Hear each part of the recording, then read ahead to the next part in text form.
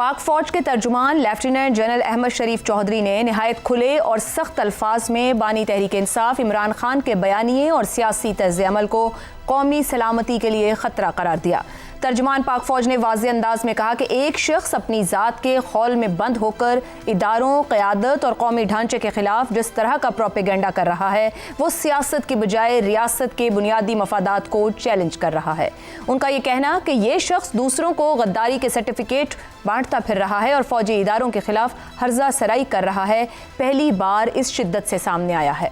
इस press conference में कुछ वीडियोस भी दिखाई गईं जो इस बात का इजहार था कि रियासत अब इमरान खान के बयानिए की लड़ाई को महज सियासी नहीं समझ रही बल्कि इसे कौमी सलामती की सफ में शामिल कर चुकी है।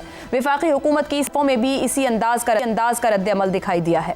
वजीर दिफा ख्वाजा आसिफ, तलाल चौधरी, हनीफ अब्बासी और दीगर रहनुमाओं ने DGISPR के मौक़िफ़ की भरपूर हिमायत की। इन रहनुमाओं के मुताबिक इमरान खान तवील अरसे से रियासती इदारों पर हमलावर बयानियां बना रहे थे और अब इसका रद्द अमल एक फितरी नतीजे की तौर पर सामने आया है। सियासी रहनुमाओं ने इल्ज़ाम लगाया कि साबिक़ वज़ीर आज़म ने शिद्दत पसंदों के बयानिए को तक़वियत दी, बैरून मुल्क दुश्मन रियासतों के मीडिया को मवाद फराहम किया और कौमी इत्तेहाद को कमज़ोर करने की कोशिश की।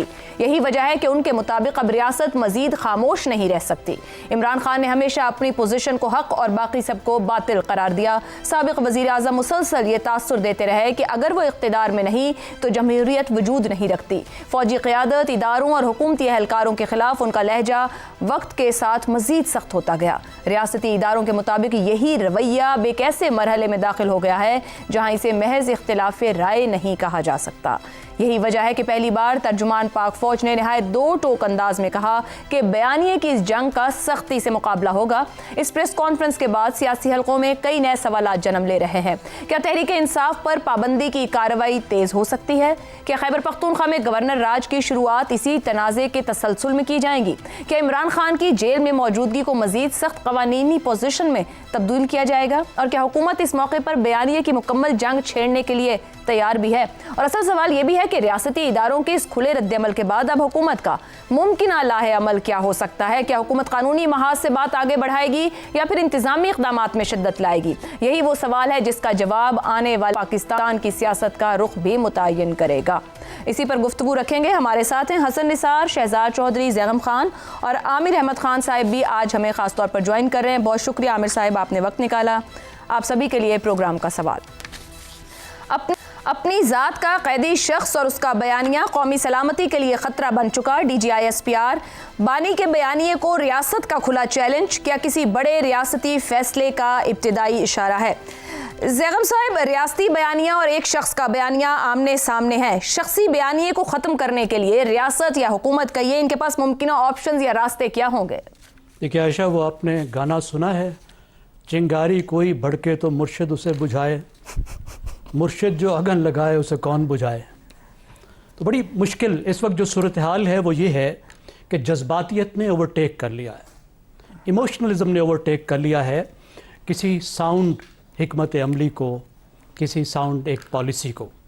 अब आप देखिए, मसला ये है कि इमरान खान साहब जेल में बंद है, महदूद उनके साथ मिलना जुलना है लोगों का, और ख़ास तौर पे जो उनकी बहनें हैं जो वो पैगाम लेकर आती हैं वो बराह रास्त उनके सोशल मीडिया तक पहुंचाती हैं और सोशल मीडिया फिर उसको आगे कर देता है, पूरे पाकिस्तान में, पूरी दुनिया में फैला देता है। दरमियान में कोई पॉलिटिकल लीडरशिप नहीं है जिस लीडरशिप का ये काम होता है कि वो देखे कि क्या हमारा बयानिया, क्या पार्टी का बयानिया, क्या वो बयानिया जो इमरान खान साहब की तरफ से आ रहा है और आगे हमने उसको पहुंचाना है, तो क्या वो हमारी हिकमत अमली के साथ, हमारी स्ट्रेटजी के साथ मैच करता या नहीं करता। वो तो जेल में बंद है, उन्हें तो बाहर का पता नहीं है और वो तो इमोशनल भी हैं। इस वक्त जब लोग उनसे मिलने गए तो वो एक महीने से कैद तनाई में थे, उन्होंने जज्बाती बातें की होंगी। तो आगे ये पार्टी का काम था ये देखना कि किस तरीके से पैगाम के कौन से हिस्सों को हमने आगे लेकर जाना है, और फिर ये रिएक्शन आया जो मेरे ख्याल में इस लेवल पर नहीं आना चाहिए था।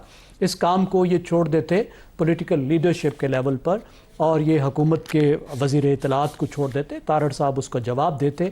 लेकिन मुझे लगता है कि इस वक्त अदारे के अंदर से ये तवक्को की जा रही थी कि जिस तरह का अटैक इदारे पर आया है तो इदारा ख़ुद उसे जवाब दे। तो इस लेवल तक یہ پی ٹی آئی لے کر آ گئی ہے پاکستان کی فوج کو کہ وہ خود جواب دینے پر مجبور ہو گئے ہیں. اب اگر آپ لیڈرز کو دیکھیں, لیڈرز کے ریاکشن کو, پی ٹی آئی کے لیڈرز کو, تو مجھے لگتا ہے ان کو سمجھ نہیں آ رہا کہ کیا کریں. زیاد صاحب, ہم پروگرام کے اگلے حصے میں پی ٹی آئی کے لیڈرز پر ان کی اسٹریٹجی پہ جائیں گے. ابھی حکومت کے پاس کیا آپشنز ہیں؟ جس رد عمل کا اظہار کیا گیا ہے گزشتہ 2 دن میں, یہاں سے آگے کیا ہے؟ دیکھیں, یہاں سے تو واضح لگ رہا ہے کہ سختیاں مزید بڑھیں گی. جو پی ٹی آئی کو پولیٹیکل سپیس اویلیبل تھی وہ مزید کم ہو جائے گی, اور پی ٹی آئی جو چاہتی تھی, جو اس کی سٹیٹڈ اسٹریٹجی تھی, جو وہ چاہتی تھی کہ اسٹیبلشمنٹ اس سے بات کرے, وہ سیاستدانوں سے تو بات کرنے کو تیار ہی نہیں تھی. اسٹیبلشمنٹ سے اگر بات کرنا چاہتی تھی تو پھر اس کو اسٹیبلشمنٹ کے ساتھ کچھ راستے کھولنے چاہیے تھے. کم از کم جو اس کا جس طریقے سے سوشل میڈیا جو زبان استعمال کر رہا ہے, جس طرح کی گالم گلوچ کر رہا ہے, اس کو تو بند کرنا چاہیے تھا نا. گفتگو کے لیے کچھ راستے بنانے چاہیے تھے. اس کی بجائے اگر اس لیول پر لے کر آ رہے ہیں تو اس کا تو مطلب یہ ہے کہ اسٹیبلشمنٹ تو ان سے بالکل بات نہیں کرے گی, اور جو حکومتی پارٹیاں ہیں ان کا تو مفاد اس میں ہے کہ یہ جھگڑا چلتا رہے.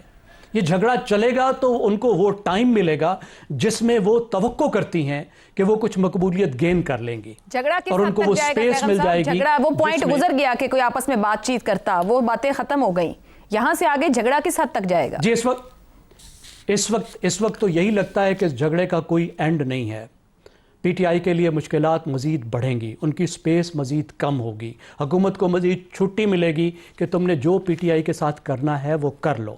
تو اس وقت تو یہ جھگڑا تبھی کم ہو سکتا ہے کہ پی ٹی آئی ذرا بیٹھ کر سوچے کہ ہم نے صورتحال سے کیا نکلنا ہے, کیسے نکلنا ہے. اگر وہ خود اس پولیٹیکل سٹرکچر کو تسلیم کر رہی ہیں, اگر وہ کہہ رہی ہے ہم نے صرف اسٹیبلشمنٹ سے بات کرنی, تو کیا مطلب ہے؟ اس کا مطلب ہے کہ پی ٹی آئی اس وقت کے پولیٹیکل سٹرکچر کو تسلیم کر رہی ہے.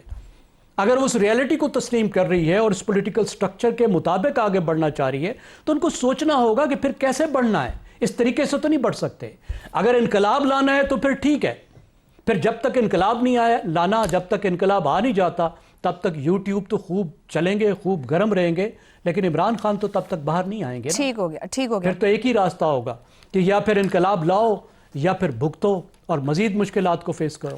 ٹھیک ہو گیا. حسن نثار صاحب, کیا بانی پی ٹی آئی کو قومی سلامتی کے لیے خطرہ قرار دینا بڑے ریاستی فیصلے کا پہلا رسمی قدم کہا جائے؟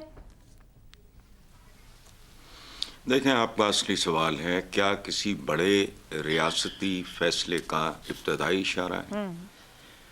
بڑا ریاستی فیصلہ, this is the question, and I will confine myself to دس.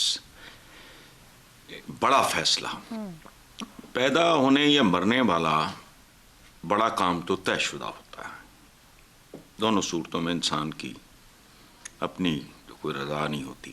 اچھا, اس کے علاوہ زندگی میں جو سب سے بڑا فیصلہ ہوتا ہے انڈیویجولز کی زندگی میں, وہ ہوتا ہے شادی.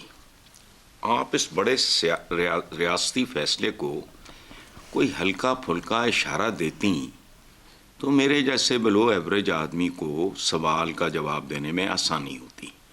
میرا جواب یہ ہے کہ قومی اخلاقیات تباہ, اتنی ہی اقتصادیات قومی تباہ. ان میں اگر کوئی بہتری اور اضافہ, یہ سارے مسائل کا حل ہے. یہ اگر ہو جاتا ہے, آپ درست کہہ رہے ہیں, اخلاقیات اور اقتصادیات تباہ وہ بھی لوگوں نے ہی بنانی ہے. عمران خان ایک بڑی جماعت کے سربراہ ہیں, پاپولر ووٹ رکھتے ہیں, وہ اندر ہے, اور ان کی جماعت اپنا ہر چیز ایک ہی بات سے منسلک کیے ہوئے ہے کہ ان کو باہر ہونا چاہیے. مگر جو باہر لانے کے طریقے ہیں, کیا وہ باہر لانے والے ہیں؟ نہیں, آپ کی دونوں باتیں جو ہیں وہ آپ کی اپنی ڈیفینیشن ہے, میں اس سے ایگری نہیں کرتا. ایک ملک آسودہ ہو, خوشحال ہو, لوگ تعلیم یافتہ ہوں, مہذب ہوں, ڈسپلنڈ ہوں, وہاں یہ نہیں ہوتا. پھر تو لیڈرز کی ضرورت ہی ختم ہو گئی.